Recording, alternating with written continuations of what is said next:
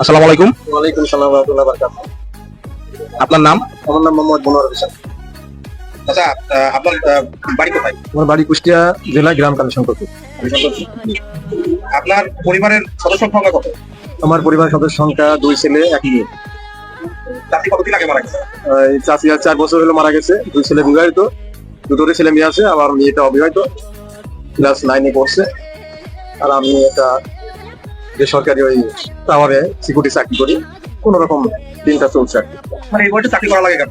চাকরি করে ছেলে মেয়েরা যে বেতন পায় ওদের উপরে সংসার চলে না, তাই আমাকে দিতে পারে না। আপনি অবসর সময় কিভাবে কাটান? অবসর ওই একা একা বসে থাকি। ও লাতি ছেলে আছে, ওদের নিয়ে একটু খেলাধুলা করি। আপনার কি কখনো একাকিত্ব লাগে না? খুবই খারাপ লাগে যখন আমার ওয়াইফের কথা মনে পড়ে। তখন মনে হয় যে সারা পৃথিবীতে অন্ধকার, মনের পৃথিবীতে আমার কেউ নাই।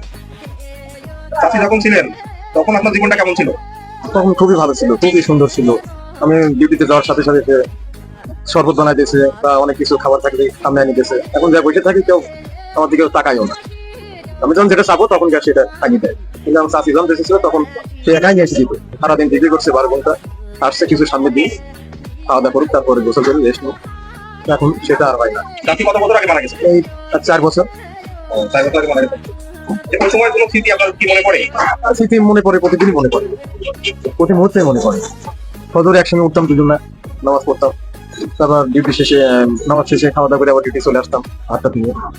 সব সময় তার কথা মনে পড়ে সবসময়। কিছু মনের অন্ধকার, কেউ নাই আমার, বড় অসহায় লাগে।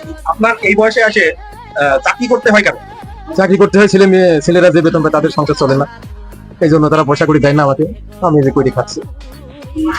এখন আপনার কি মনে হয় জীবনে এখনো কোনো অপূর্ণতা রয়ে গেছে? হ্যাঁ, এখন আমার অনেক ইয়ে লাগে আর কি, খারাপ লাগে। আমার সে বয়স যারা বেশি তারাও বেশি দিকে সংখ্যা করছে, কিন্তু আমার ছেলেরা এটা মানে পক্ষপাতী না।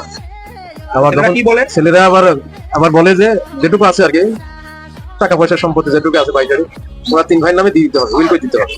দেওয়ার পরে আমাকে বলছে যে আপনি করেন। তা আমি এখন না দেওয়ার থেকে আমার কোনো খোঁজ খবর নেয় না। তারপরে এরা 2 মাস ঈদ হয়েছে, কবে ঈদের পরে স্কুটিতে বাড়ি চাকরিতে গেছে সিলেটে। আজ পর্যন্ত ফোন দিয়ে শুট করি নাই যে তুই বাবা কেমন আছো। আপনার মাঝ রাতে উঠে যদি পানি খেতে চায়, মন চাই, বা কোনো মানে মানুষের তো অনেক চাহিদার, বয়স্ক মানুষের তো অনেক চাহিদার প্রয়োজন, তো সেই চাহিদাগুলো আপনি কিভাবে মেটান? একা একাই যখন রাতে পানি খেতে চাই একাই উঠি, খাই, আমার পোশাক আপনি একাই পোশাক আপনার কাপড় করতে যায়। তোলায় আছে, পরিষ্কার পরিচ্ছন্নতা আছে, এটা নিজে ধুই, অনেক সময় বড় ছেলের বউ আছে, সেও দেয়। আপনি অসুস্থ হলে আপনার কে রাখে?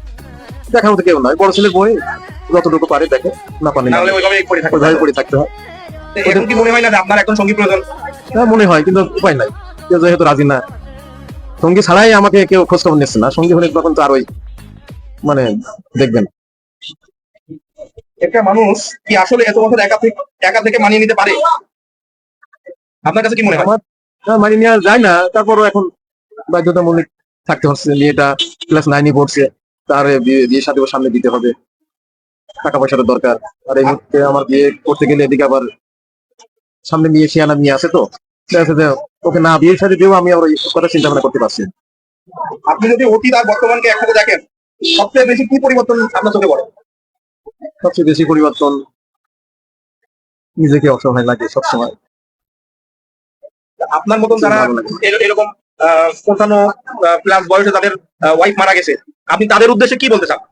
আমি জানি আমি যেমন অসহায়ের মতো আছি, তারা আমার মতনই বড় অসহায় আছে। আমাদের দেশের একটা কালচার যে মানে 55-60 বছর বয়সে যাদের বউ মারা যায় তাদেরকে তো আমরা মানে সচরাচর বিয়ের জন্য উপযুক্ত মনে করি না।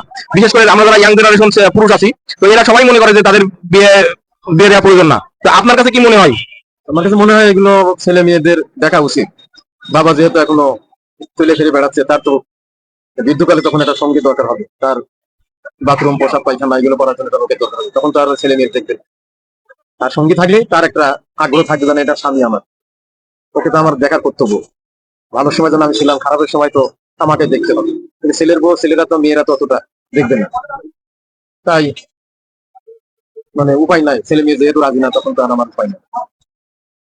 আপনার যদি কেউ বিয়ে দিতে চায়, আপনি কি এখন বিয়ে করতে ইচ্ছুক কিনা? এখন আমার ততটা ইচ্ছা নেই, তারপর মেয়েটা বিবাহিত বয়স হয়ে আসছে, মেয়েটা বিয়ে দেওয়ার পরে হয়তো চিন্তা ভাবনা করতে পারে। সেরকম হইলেও হয়তো করতে পারি, না হলে এইভাবে জীবন কাটানোর চিন্তা ভাবনা আছে। ঠিক আছে চাচা, আমরা দোয়া করি আল্লাহ যেন আপনাকে পরবর্তী জীবনটা আহ, ভালোভাবে কাটানো তৌফিক দান করেন। তো আপনি আর কিছু কি বলতে চান আমাদের উদ্দেশ্যে? না, এখন আর কিছু করতে চাই না, আপনাদের কাছে দোয়া চাচ্ছি, আপনারা আমাদের জন্য দোয়া করবেন, বাকি জিন্দিগি যেন সুস্থভাবে জীবন কাটাই যেতে পারি, যেন বিছানায় পড়ে না থাকা লাগে, আমাদের দোয়া করবেন, আমি আপনাদের জন্য দোয়া করবো। এই বলে আমি এখানে শেষ করছি। আসসালামু আলাইকুম। ওয়ালাইকুম আসসালাম।